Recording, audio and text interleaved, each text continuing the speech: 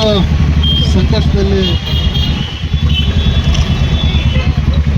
ಇದ್ರೆ ಇವತ್ತು ರಾಜ್ಯದ ಮುಖ್ಯಮಂತ್ರಿ ಉಪಮುಖ್ಯಮಂತ್ರಿಯವರು ಕುರ್ಚೆ ಕಿತ್ತಾಟದಲ್ಲಿ ಅವರು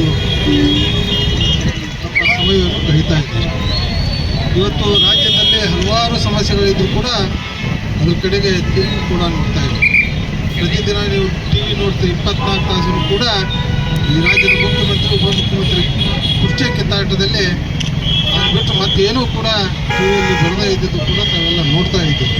ಅದಕ್ಕೆ ಇವತ್ತು ರೈತರು ಮೆಕ್ಕೆಜೋಳ ಇರ್ಬೋದು, ಈರುಳ್ಳಿ, ಇವತ್ತು ಈರುಳ್ಳಿ ಅಂತೂ ಕಿತ್ತೇ ಇಲ್ಲ. ಅಲ್ಲೇ ಹೊಲದಲ್ಲೇ ರೈತರು ಸಾವಿರಾರು ಎಕರೆ ಹರಿಗಿದ್ದಾರೆ ಅನ್ನೋದು ನಮಗೆಲ್ಲ ಗೊತ್ತಿರೋಂಥ ಸಂಗತಿ.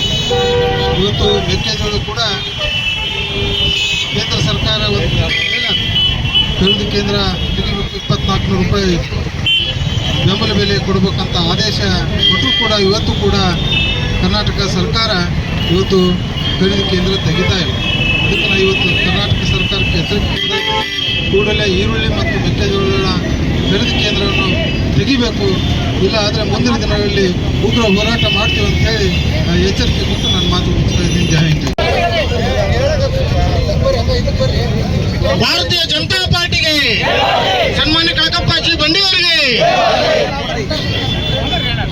ಇವತ್ತಿನ ದಿವಸ ಭಾರತೀಯ ಜನತಾ ಪಾರ್ಟಿ ರೋಣ ಮತಕ್ಷೇತ್ರದ ವತಿಯಿಂದ ಪ್ರಸ್ತುತ ಗೋವಿನಜೋಳದ ಖರೀದಿ ಕೇಂದ್ರವನ್ನು ಪ್ರಾರಂಭಿಸದೇ ಇರತಕ್ಕಂಥ ಹಾಗೂ ರೈತರಿಗೆ ಸರಿಯಾಗಿ ಬೆಳೆ ಹಾನಿಯಾಗಿರ್ತಕ್ಕಂಥ ಪರಿಹಾರವನ್ನು ನೀಡದೇ ಇರತಕ್ಕಂಥ ಅನೇಕ ರೈತ ಮುಂದುವರೆಯಲ್ಲಿ ಗಾಡಿ ಹೋಗಕ್ಕೆ ಇದಾಗುತ್ತೆ. ನಮ್ಮ ನಿಮ್ಮೆಲ್ಲರ ನಾಯಕರು ಮಾಜಿ ಸಚಿವರಾಗಿರ್ತಕ್ಕಂಥ ಸನ್ಮಾನ್ಯ ಶ್ರೀ ಕಳಕಪ್ಪ ಜಿ ಬಂಡೀರವರೇ, ನಮ್ಮ ಪಕ್ಷದ ಹಿರಿಯರಾಗಿರ್ತಕ್ಕಂಥ ಶ್ರೀಯುತ ಅಶೋಕ್ ಹಾಗೂ ತಮ್ಮೆಲ್ಲ ಕಾರ್ಯಕರ್ತ ಬಂಧುಗಳೇ, ಇವತ್ತು ತಮಗೆಲ್ಲ ಗೊತ್ತಿರುವಂಗ ಪ್ರಾರಂಭ ಮಾಡಿ ಅಂತ ಕೇಂದ್ರ ಸರ್ಕಾರ ರಾಜ್ಯ ಸರ್ಕಾರಕ್ಕೆ ಪತ್ರವನ್ನು ಕೂಡ ಕೊಟ್ಟಿದೆ.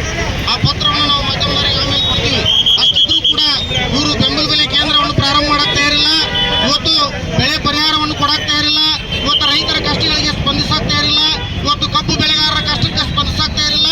ಇವರು ಬೆಂಬಲ ಬೆಲೆ ಕೇಂದ್ರ ಪ್ರಾರಂಭ ಮಾಡೋದು ಬಿಟ್ಟು ಇವತ್ತು ತಮ್ಮ ಕುರ್ಚಿ ಉಳಿಸಿಕೊಳ್ಳುವಂತ ಅಧಿಕಾರವನ್ನು ಉಳಿಸಿಕೊಳ್ತಕ್ಕಂಥ ಕೆಲಸದಲ್ಲಿ ಇವತ್ತು ರಾಜ್ಯ ಸರ್ಕಾರದವರು ಕೆಲಸ ಕಾಲ ಕಳೆಯಕತ್ತಾರ.